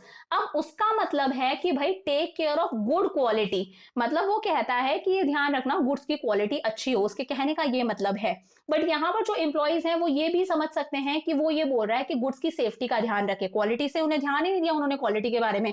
वो सोच रहे हैं कि यहाँ पर वो बात कर रहा है गुड्स की सेफ्टी का, कि गुड्स सेफ रहे। तो यहाँ पर कुछ अनक्लैरिफाइड अजम्पशंस रहते हैं कि सामने वाले की बात को, सेंडर की बात को रिसीवर किसी भी तरह से कुछ भी समझ सकता है। फिर है टेक्निकल जैगॉन। भाई कई बार जो हमारे ऊपर वाली अथॉरिटीज हैं, जिनके पास में ज्यादा पावर है, जो मैनेजर्स वगैरह है, वो बहुत ज्यादा टेक्निकल वर्ड्स को यूज कर लेते हैं और ये टेक्निकल वर्ड्स हमारे इंप्लॉइज को समझ में नहीं आते। एग्जाम्पल देती हूँ, मैनेजर ने बोला मैनेजर क्या, ऊपर से सीईओ ने बोला today there is a meeting of white collar employees. क्या बोला CEO? Today there is a meeting of white collar employees. अब इस बात का मतलब था कि आज व्हाइट कॉलर यानी कि मैनेजरियल लेवल वाले एम्प्लॉइज की मीटिंग है, यानी कि आज मैनेजर्स की मीटिंग है। बट इस बात को एम्प्लॉइज ने कैसे समझा कि भाई आज उन लोगों की मीटिंग है जिन्होंने व्हाइट कलर की शर्ट पहनी है या फिर व्हाइट कलर का जो भी ड्रेस है वो पहना है। तो कई बार टेक्निकल वर्ड्स यूज करने की वजह से भी हमारे सबॉर्डिनेट्स को बातें समझ में नहीं आती, तो ये भी एक सेमेंटिक बैरियर है।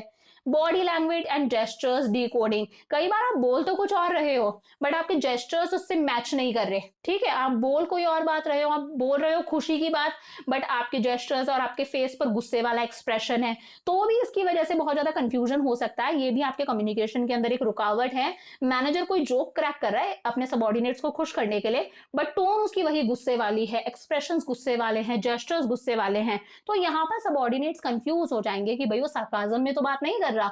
तो ये क्या थे कुछ रीजंस है जिसकी वजह से ये सेमेंटिक बैरियर्स आते हैं कि सेंडर बोलना कुछ और चाह रहा है बट रिसीवर उन्हीं वर्ड्स और उन्हीं सेंटेंसेस को गलत लेकर जा रहा है, उसे वो बातें समझ नहीं आ रही।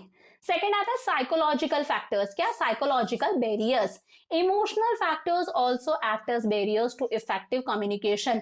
कुछ इमोशनल फैक्टर्स भी होते हैं जो इफेक्टिव कम्युनिकेशन के अंदर बाधा बन जाते हैं, प्रॉब्लम बन जाती है। The state of mind of a person get influence over the information and it's reflection. हम जिस पर्सन से बात कर रहे हैं उसके स्टेट ऑफ माइंड यानी कि उसके दिमाग में क्या चल रहा है, आज वो मजाक के मूड में है, आज वो बहुत ज्यादा खुश है, आज वो बहुत ज्यादा अपसेट है, आपसे नाराज है, उसका मूड कैसा है, इससे भी हमारी इंफॉर्मेशन के ऊपर फर्क पड़ता है। For example pre mature evaluation. Sender ने कोई बात बोली, ठीक है, और रिसीवर ने उस बात को पूरी सुनने से पहले ही उस बात का अर्थ निकाल लिया, मीनिंग निकाल लिया। सेंडर ने कोई बात बोली और उसका रिसीवर ने पहले से ही कोई मीनिंग निकाल लिया, प्री मैच्योर इवेल्युएशन, पहले से ही उसका मीनिंग निकाल लिया। तो यहाँ पे क्या है, साइकोलॉजिकल बैरियर है, साइकोलॉजी इफेक्ट कर रही है इन दोनों की, तो इसकी वजह से भी हमारे इंफॉर्मेशन के अंदर प्रॉब्लम्स आ सकती हैं। Lack of attention. यार आज रिसीवर का मूड सही नहीं है, आज एम्प्लॉय का मूड सही नहीं है, वो अटेंशन नहीं दे रहा आपकी बातों पर, आज वो बहुत ज्यादा अपसेट है। अब आप उसको कोई भी बात बोलो वो आपकी बातों को अटेंटिवली नहीं सुनेगा, अटेंशन नहीं देगा, तो हो सकता है उसे आपका मैसेज समझ में ना आए, वो आपको फीडबैक ना दे, आपने उसे कोई टास्क दिया था उसने सही से समझा ही नहीं, वो टास्क को पूरा ना कर पाए, तो ये भी एक बैरियर है। Loss of transmission and poor retention. वही है loss of transmission and poor retention. जब इंफॉर्मेशन पास होती जा रही है, पास होती जा रही है, तो कई बार कुछ बेसिक चीजें भी मिस हो जाती हैं मूड खराब होने की वजह से, अगर कुछ ऐसा है तो। पुअर रिटेंशन, आप आधी इंफॉर्मेशन रख पाए हो, आधी इंफॉर्मेशन नहीं रख पाए, आपने अटेंशन नहीं दिया। फॉर एग्जाम्पल ये पर्सन है, ये पर्सन है और ये पर्सन है, इस पर्सन को बात इस तक पहुंचानी है, इस पर्सन ने इसको बात बताई बट आज इसका मूड कुछ सही नहीं है, आज ये अपसेट है, तो इसने आधी बात ही इस तक पहुंचाई, बाकी बातें ये भूल गया, पुअर रिटेंशन, अपनी बातें इसने पास में रखी ही नहीं, तो इसकी वजह से भी कम्युनिकेशन खराब हो सकता है। डिस्ट्रस्ट। यार सेंडर और रिसीवर के बीच में डिस्ट्रस्ट है, वो एक दूसरे पर विश्वास नहीं कर सकते, एक दूसरे की बातों पर ध्यान नहीं देते। मैनेजर और एम्प्लॉय के बीच में बहुत ज्यादा लड़ाई सी है, एक दूसरे की बातों पर ध्यान नहीं देते। ये साइकोलॉजिकल फैक्टर्स है, इमोशनल फैक्टर्स है, जिनकी वजह से भी कम्युनिकेशन में बाधाएं आती हैं, प्रॉब्लम्स आती हैं। थर्ड आता है organisational barriers. Factors related to organisational structure, authority relationship, rules, regulations may act as barriers to effective communication. अब बहुत सारे फैक्टर्स होते हैं जो ऑर्गेनाइजेशन के स्ट्रक्चर से रिलेटेड होते हैं कि ऑर्गेनाइजेशन की कैसी पॉलिसीज हैं, ऑर्गेनाइजेशन के कैसे रूल्स हैं, कैसे रेगुलेशंस हैं, कैसे अथॉरिटी रिलेशनशिप है, कौन सुपीरियर है, कौन सबॉर्डिनेट है, उनके आपस के रिलेशंस कैसे हैं। तो ये जो ऑर्गेनाइजेशन से रिलेटेड चीजें होती है ना, ऑर्गेनाइजेशन के प्लान्स, पॉलिसी, रूल्स, रेगुलेशन से रिलेटेड चीजें, ये भी कई बार बैरियर का काम करती हैं, एक रुकावट, एक हर्डल का काम करती हैं एक इफेक्टिव कम्युनिकेशन में। Some of the organisational barriers are organisational policy. कई बार हो सकता है कि ऑर्गेनाइजेशन की पॉलिसी ही ऐसी है कि जो इंफॉर्मेशन है उसको सिर्फ टॉप लेवल के पास में ही रखना है, सिर्फ टॉप लेवल मैनेजर्स के पास में ही इंफॉर्मेशन रहनी चाहिए। यानी कि ऑर्गेनाइजेशन कौन सी पॉलिसी फॉलो करता है, ऑर्गेनाइजेशन फॉलो करता है सेंट्रलाइज्ड पॉलिसी। कौन सी पॉलिसी? सेंट्रलाइज्ड पॉलिसी, एक सेंट्रलाइज्ड ऑर्गेनाइजेशन है वो, पॉलिसी ऑफ सेंट्रलाइजेशन चलती है कि इंफॉर्मेशन सिर्फ टॉप लेवल मैनेजर्स के पास में ही रहेगी, सारे के सारे डिसीजंस टॉप लेवल मैनेजर्स खुद लेंगे, तो यहां पर इंफॉर्मेशन लोअर लेवल मैनेजर्स तक नहीं पहुंच पाएगी, इंप्लॉइज तक नहीं पहुंच पाएगी। हो सकता है वो सही से टास्क परफॉर्म ना कर पाए, उन्हें रूल्स और रेगुलेशंस, प्लान्स, पॉलिसी समझ में ना आए। तो कई बार ऑर्गेनाइजेशन की पॉलिसी भी ऐसी होती है जो कि एक रुकावट का काम करती है इफेक्टिव कम्युनिकेशन में।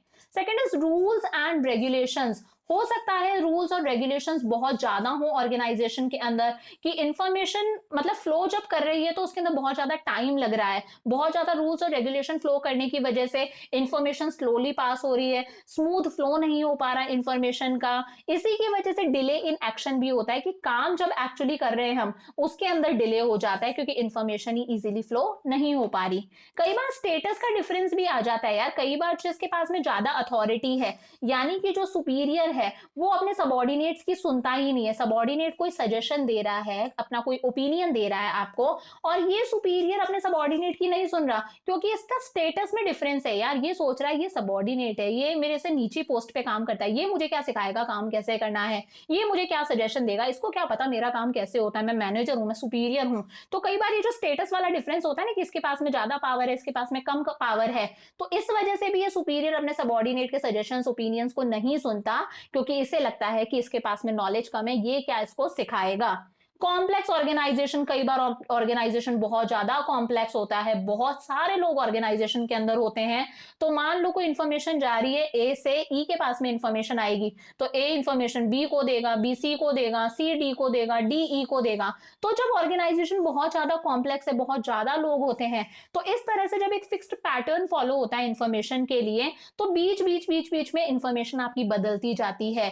ए ने बी को कोई बात बताई, बी से को कुछ और ही बताएगा, सी डी को कुछ और ही बताएगा, और डी ई तक कुछ और ही पहुंचाएगा। तो कई बार मिसिंग हो जाते हैं वर्ड्स, जो इंपॉर्टेंट वर्ड्स हैं वो मिस हो जाते हैं, कई बार कुछ गलत वर्ड्स ऐड हो जाते हैं इंफॉर्मेशन के अंदर, कई बार कुछ इंपॉर्टेंट चीजें मिस हो जाती हैं, कुछ उनमें मॉडिफिकेशंस हो जाते हैं। तो जब कॉम्प्लेक्स ऑर्गेनाइजेशन होता है, तो जो इंफॉर्मेशन आप पास करते जा रहे हो वो फिल्टर होती जाती है, उसके अंदर मॉडिफिकेशंस होते जाते हैं, और सामने वाले तक यानी तक रिसीवर तक आपकी इंफॉर्मेशन सही नहीं पहुंच पाती। तो this is also a barrier in organisational structure. Fifth आता है ऑर्गेनाइजेशनल फैसिलिटीज। भाई कई बार ऑर्गेनाइजेशन फैसिलिटीज ही नहीं देता अपने एम्प्लॉयज को कम्युनिकेट करने की। ऑर्गेनाइजेशन के अंदर ऐसा होना चाहिए कि एम्प्लॉयज का क्या हो, एक गेट टुगेदर हो, थोड़े थोड़े दिन में एक गेट टुगेदर होना चाहिए। फॉर एग्जाम्पल अगर आप स्कूल में पढ़ा रहे हो तो वहां पर टीचर्स की पिकनिक होनी चाहिए, कि वो आपस में इंटरेक्ट कर सके, गेट टुगेदर होना चाहिए। या फिर आप लोगों ने देखा हो एक फीडबैक बॉक्स भी होना चाहिए। क्या होना चाहिए? एक फीडबैक बॉक्स होना चाहिए, एक कंप्लेंट बॉक्स होना चाहिए। तो अगर ऐसी फैसिलिटीज ऑर्गेनाइजेशन देगा कि गेट टुगेदर रखेगा, कोई पिकनिक वगैरह कराएगा, फीडबैक बॉक्स होगा, कोई कंप्लेंट बॉक्स होगा, तो यहाँ पर एम्प्लॉयज खुल के अपने सजेशंस दे सकते हैं, अपने आइडियाज बता सकते हैं, फीडबैक बॉक्स में अपना फीडबैक डाल सकते हैं, अपनी कंप्लेंट्स, अपनी प्रॉब्लम्स वो डाल सकते हैं। तो ये यहाँ पे कम्युनिकेशन अच्छा होगा। बट ऑर्गेनाइजेशन अगर ये फैसिलिटीज नहीं दे रहा, then it is again a communication barrier. और लास्ट है हमारा पर्सनल बैरियर। क्या personal barrier? Some personal factors of sender and receiver. Sender और रिसीवर के कुछ पर्सनल फैक्टर, रोमियो और जूलियट के बीच के कुछ पर्सनल फैक्टर्स, इनके बीच की आपस की लड़ाई, इनके बीच में जो आपस में प्रॉब्लम्स चल रही हैं, कई बार ये भी एक बैरियर का काम करती है in the free flow of information.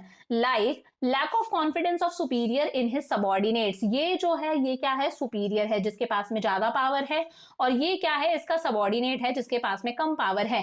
कई बार सुपीरियर अपने सबॉर्डिनेट को इंफॉर्मेशन नहीं देता, क्योंकि उसको सबॉर्डिनेट पर विश्वास नहीं है, सबॉर्डिनेट पर कॉन्फिडेंस नहीं है, कि उसे लगता है या तो ये इंफॉर्मेशन को लीक कर देगा, या फिर इसे लगता है ये सही से इस काम को परफॉर्म नहीं कर पाएगा। तो इनके आपस के रिलेशंस कैसे हैं, इनका एक दूसरे के टूवर्ड्स माइंडसेट कैसा है, ये भी कई बार एक बैरियर का काम करता है। कि कई बार सुपीरियर को लगता है सबॉर्डिनेट सही से काम नहीं करेगा, उसे इस पर विश्वास नहीं है, कॉन्फिडेंस नहीं है, तो ये एक बैरियर है। Lack of incentives. कई बार सबॉर्डिनेट्स जब अपने कुछ आइडियाज देते हैं, अपने कुछ सजेशंस देते हैं, तो यार इन्हें इंसेंटिव देना चाहिए ना, इन्हें एनकरेज करना चाहिए, इन्हें रिवॉर्ड देना चाहिए इनके सजेशंस, इनके आइडियाज के लिए।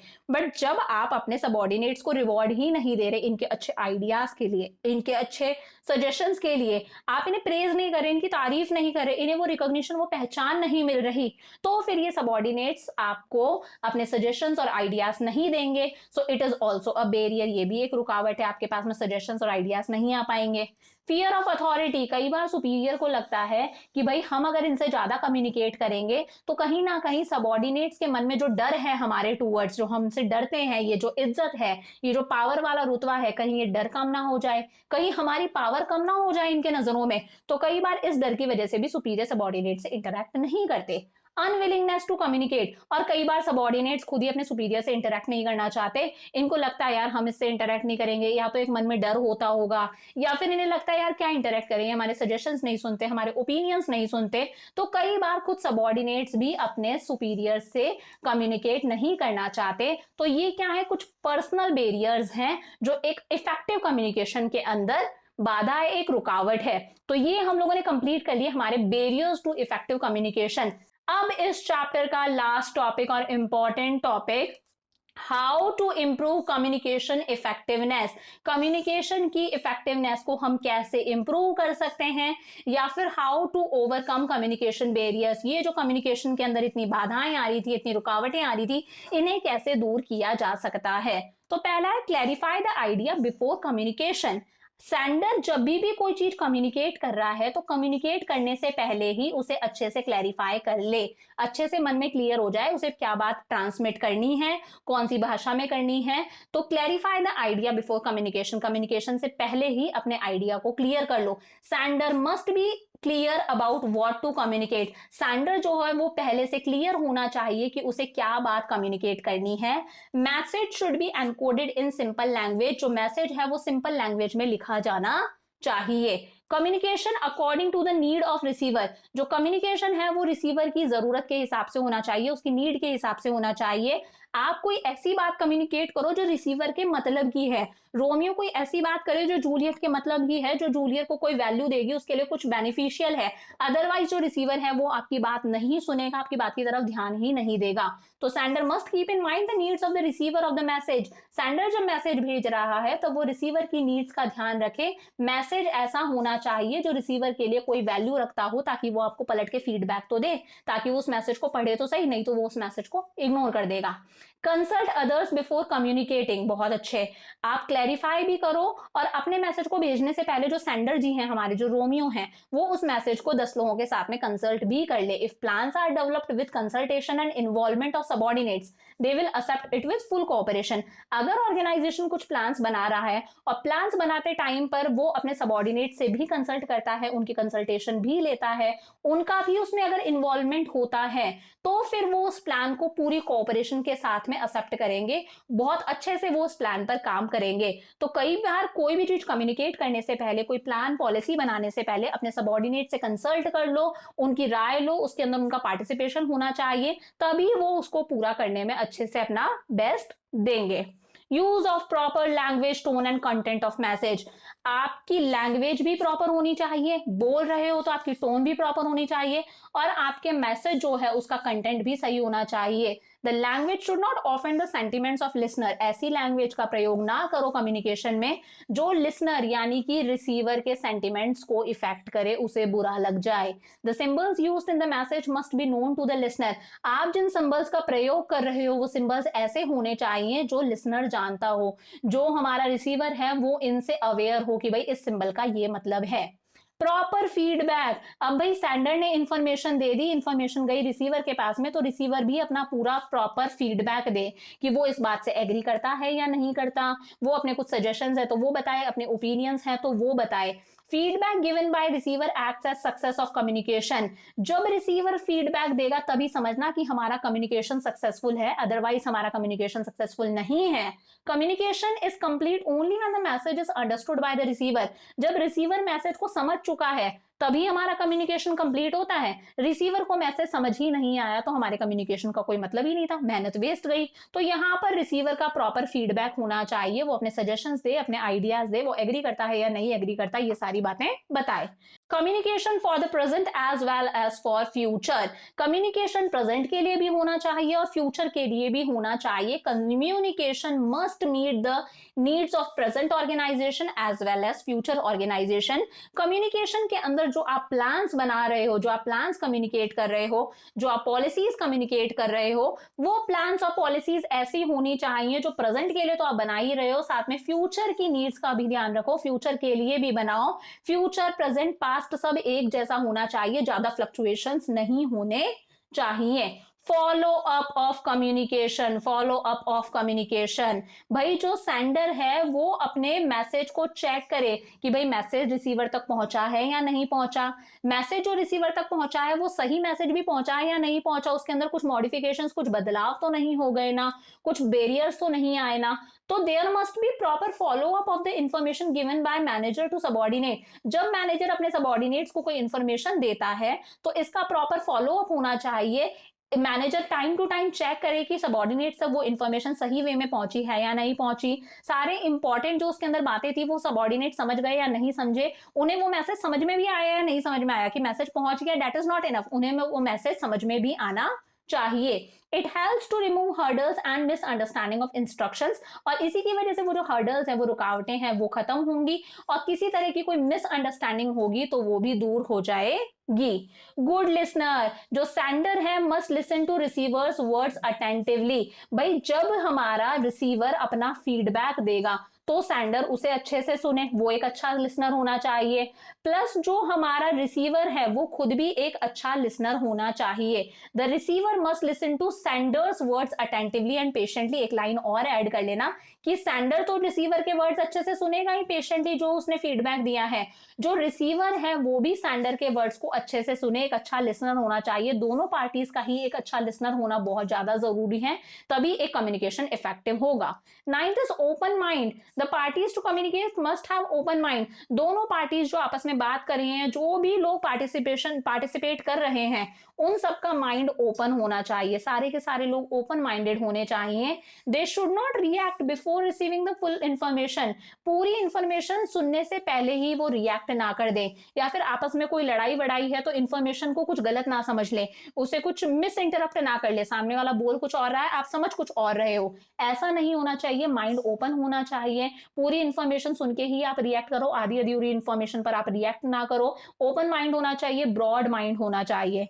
10th is completeness of message. Message should be complete. एक मैसेज कंप्लीट होना चाहिए। वो मैसेज ऐसा नहीं होना चाहिए कि आगे वाला काम जो है वो खुद गेस कर लेगा, रिसीवर खुद समझ जाएगा आगे क्या होना है, उसके अंदर सारे के सारे नेसेसरी फैक्ट्स और फिगर्स आ जाने चाहिए। It should not be left गेसिंग। गेस करने की उसके अंदर कोई उम्मीद नहीं होनी चाहिए कि सामने वाला खुद ही गेस करके आगे का काम कर लेगा। मैसेज कंप्लीट होना चाहिए, सारे फैक्ट सारे फिगर्स उस मैसेज के अंदर आने चाहिए। तो ये हो गया हमारा चैप्टर कंप्लीट। आज कम्युनिकेशन हम लोगों ने कर लिया, काफी बड़ा टॉपिक था ये। क्या पढ़ा आज? कम्युनिकेशन पूरा देख लिया, वेज देख लिया कि किस तरह से आइडियाज को ट्रांसमिट करते हैं, प्रोसेस ऑफ कम्युनिकेशन डिस्कस करा, फिर बात करी फॉर्मल कम्युनिकेशन की, तो फॉर्मल कम्युनिकेशन के टाइप्स देख लिए तीनों, वर्टिकल, हॉरिजॉन्टल, डायगोनल। पैटर्न देख लिया, wheel pattern, chain pattern, circle pattern, all source pattern और इन्वर्टेड पैटर्न। फिर एडवांटेजेस और डिसएडवांटेजेस करे। देन इनफॉर्मल कम्युनिकेशन के अंदर हम लोगों ने इसका नेटवर्क देखा, एक गॉसिप होता है, एक क्लस्टर होता है, एक सिंगल स्ट्रैंड, एक प्रोबेबिलिटी। इसके एडवांटेजेस डिसएडवांटेजेस देखे। फिर देखे कि बाधाएं कौन कौन सी हैं, 4 तरह के बैरियर्स है, सिमेंटिक, साइकोलॉजिकल, ऑर्गेनाइजेशनल और पर्सनल। सबके कॉजेस और कुछ दे रखे थे बैरियर्स, वो हम लोगों ने डिस्कस करे। और लास्ट हम लोगों ने देखा 10 वेज देखे जिनके थ्रू कम्युनिकेशन की इफेक्टिवनेस को इंप्रूव किया जा सकता है, या फिर जिनके थ्रू हम लोग कम्युनिकेशन के अंदर जो बैरियर्स आ रहे हैं, जो रुकावटें आ रही, जो हर्डल्स आ रहे हैं, उन्हें ओवरकम कर सकते हैं। कि clarify the idea before communication. बात कम्युनिकेशन करने से पहले ही अपने आइडिया को क्लियर कर लो, क्या कम्युनिकेट करना है, सिंपल लैंग्वेज में उसे लिखो। Communication according to the need of receiver. Receiver की जरूरत के हिसाब से कम्युनिकेशन होना चाहिए। कम्युनिकेशन से पहले ही 10 लोगों से कंसल्ट कर लो, अपने एम्प्लॉइज से कंसल्ट करने के बाद में ही, उनके पार्टिसिपेशन के बाद में ही प्लान्स और पॉलिसीज बनाओ। लैंग्वेज, टोन और कंटेंट प्रॉपर होना चाहिए। रिसीवर का प्रॉपर फीडबैक आए। कम्युनिकेशन प्रेजेंट और फ्यूचर दोनों के लिए होना चाहिए। जो सेंडर है वो अपने कम्युनिकेशन का फॉलो अप भी करे, चेक भी करे कि रिसीवर तक इंफॉर्मेशन पहुंची है या नहीं पहुंची, पहुंच गई तो उसे समझ में आई या नहीं आई। सेंडर और रिसीवर दोनों ही एक अच्छे लिसनर होने चाहिए। ओपन माइंड होना चाहिए, अपने आप से पहले ही कोई कंक्लूजन ना निकाल लो, पहले ही रिएक्ट ना करो, पहले इन्फॉर्मेशन को पूरा सुनो, ब्रॉड माइंडेड होने चाहिए और जो मैसेज है वो अपने आप में कंप्लीट होना चाहिए। तो ये हो गया हमारा chapter number 7 directing complete. Directing के चारों पार्ट्स हम लोगों ने डिस्कस कर लिए, यहां तक का पढ़ के रखना क्योंकि नेक्स्ट क्लास के अंदर हम लोग कंट्रोलिंग वन शॉट के अंदर कंप्लीट करने वाले हैं। वीडियो अच्छा लगा तो वीडियो को अच्छे से दोस्तों के साथ में शेयर करो। चैनल को अगर अभी तक सब्सक्राइब नहीं करा तो पहले चैनल को सब्सक्राइब करो और वीडियोस को थोड़ा लाइक करा करो, एक मोटिवेशन मिलनी चाहिए। मिलते हैं नेक्स्ट वीडियो के अंदर कंट्रोलिंग के साथ में। Bye for now.